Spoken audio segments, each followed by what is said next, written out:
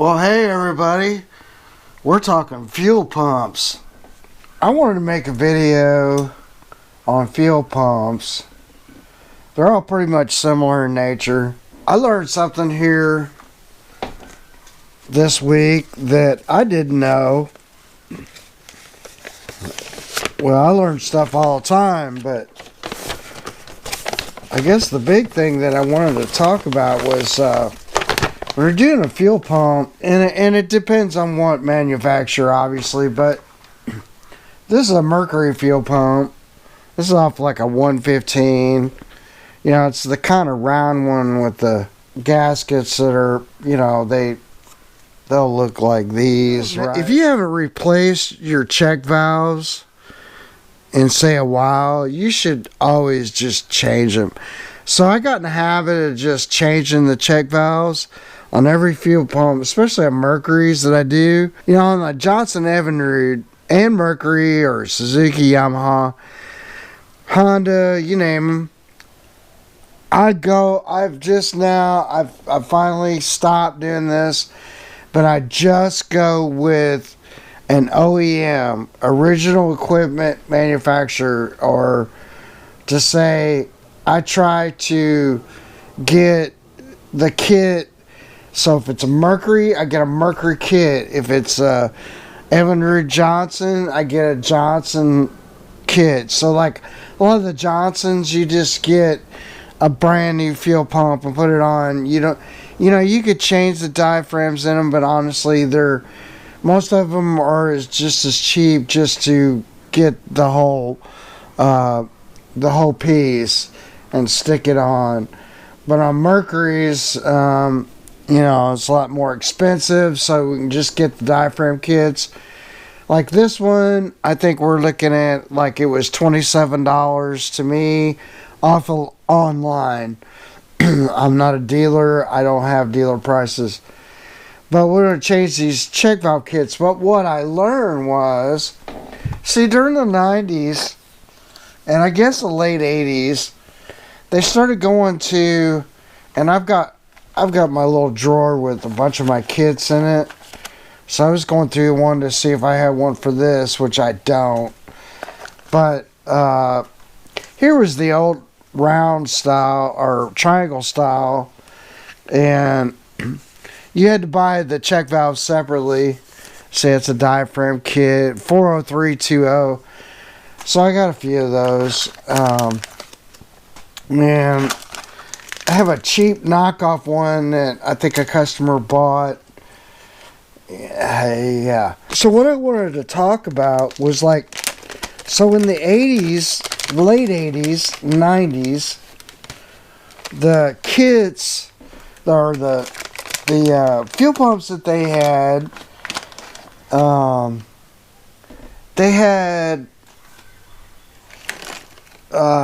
these little, typically it was like it had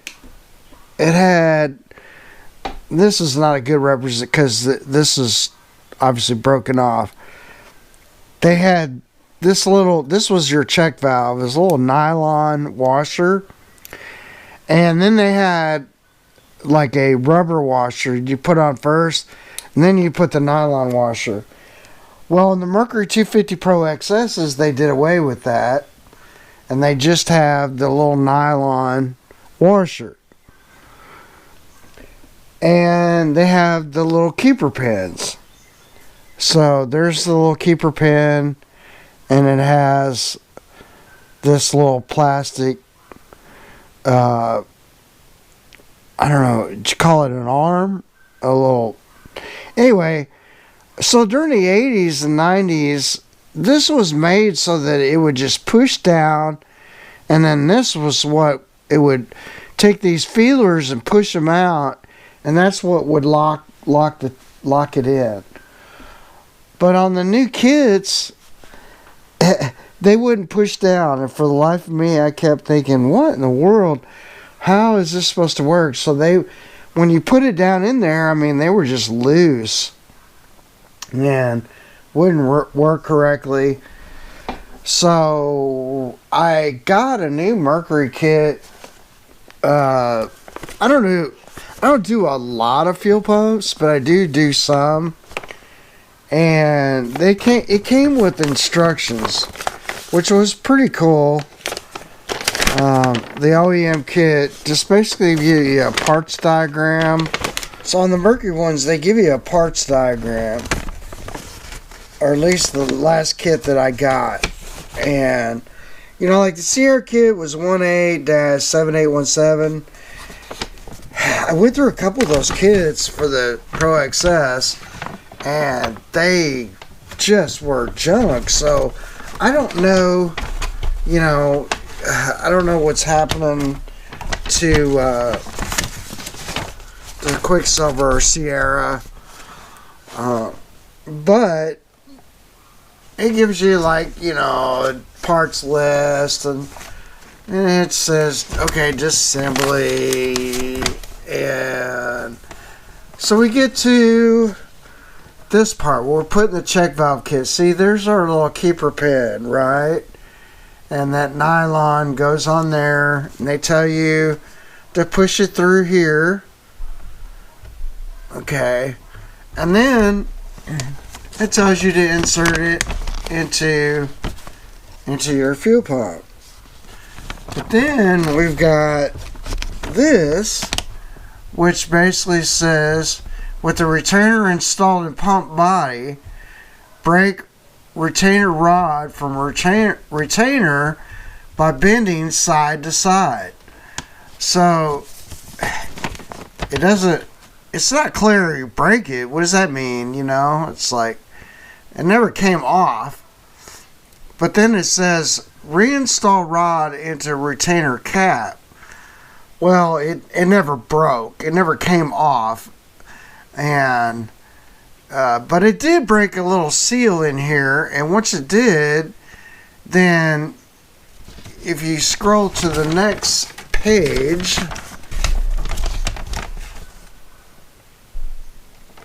then it shows that says using a hammer and a punch, tap the rod down until flush with the top of the retainer.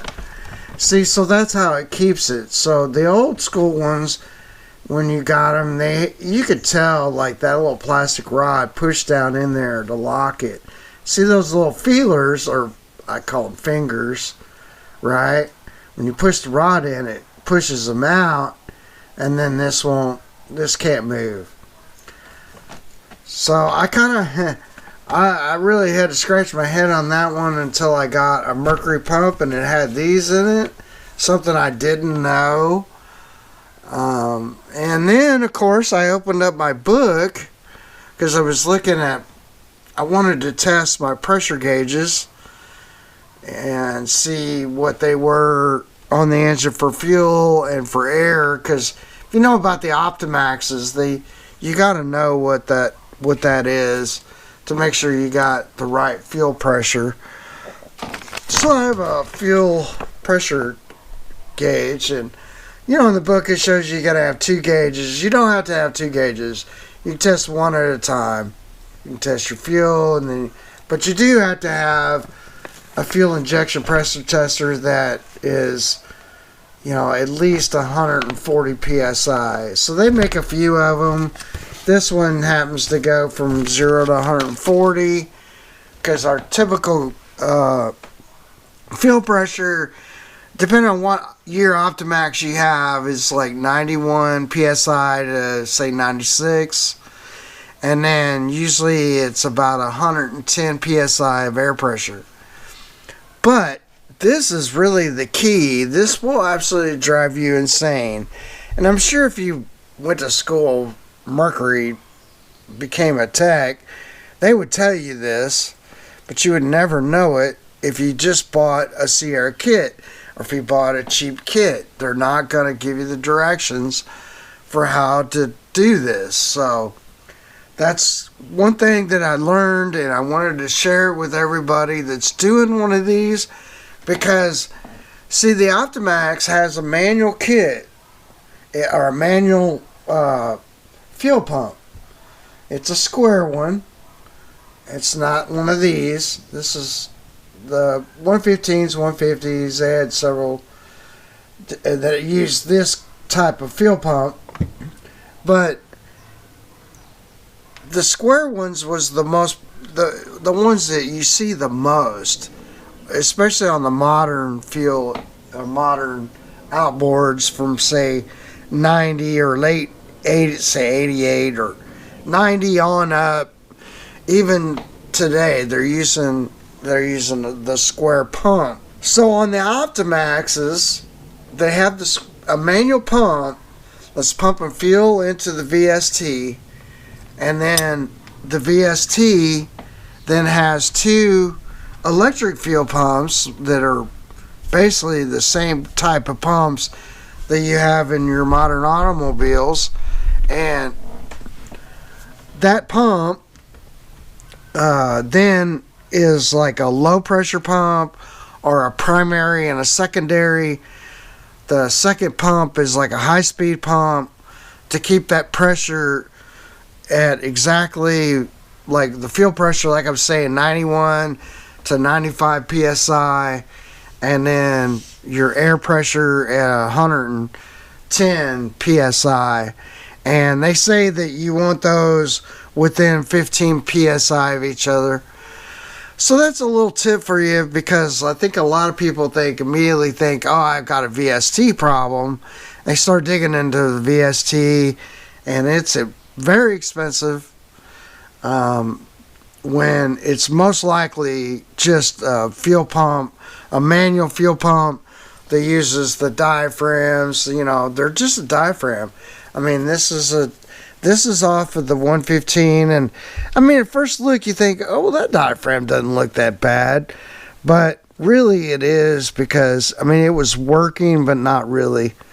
And this you know, had gotten either the spring that was inside of here had lost its springness, I guess, and then the diaphragm got stretched, or we got a check valve that's bad. Now you could check these check valves, and I've got a video on my 50 horsepower series where I take just an air hose and check these. Well, what I learned over time is just replace them, because probably every couple of years, if you run it enough, you want to replace your fuel pumps. They're cheap, and like I said, they're just gaskets and a diaphragm, and that diaphragm gets a lot of abuse. So anyway, thanks for subscribing, y'all, and thanks for liking my videos and commenting.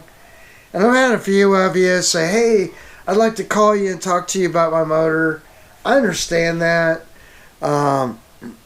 Pretty busy these days, and it's really hard to stop what I'm doing, trying to make a living, and then answer a bunch of questions for free and take an hour of my time. I don't mind it, but at the same time, I don't want to really open that door, because then suddenly I'm spending a lot of time on trying to diagnose somebody's motor that is several hundred miles away or even across the pond, and you know, you can't really do it. You have to have the motor in your hands, and you have to go through all the steps to try to figure out what's going on with it.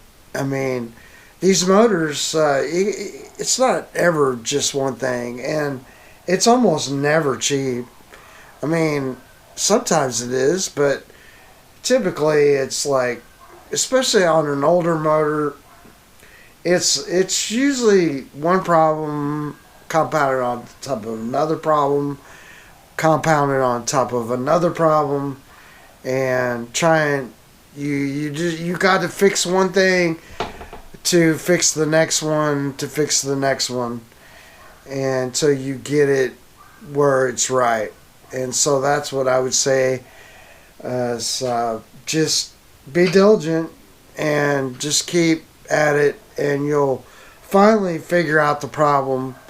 And I know it's really frustrating, and you think, I've done everything that I can do, but probably you haven't.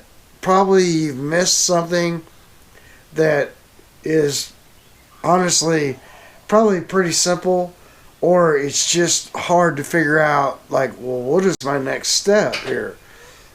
I've eliminated all this stuff and it still has an issue.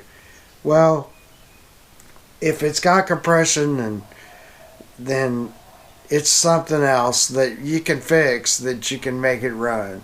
So anyway, that's what I would say. So hope everybody's doing well, and we'll talk to you soon.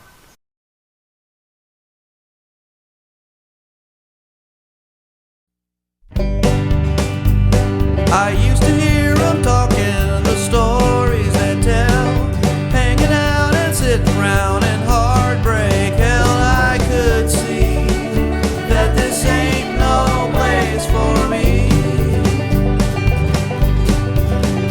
And then my story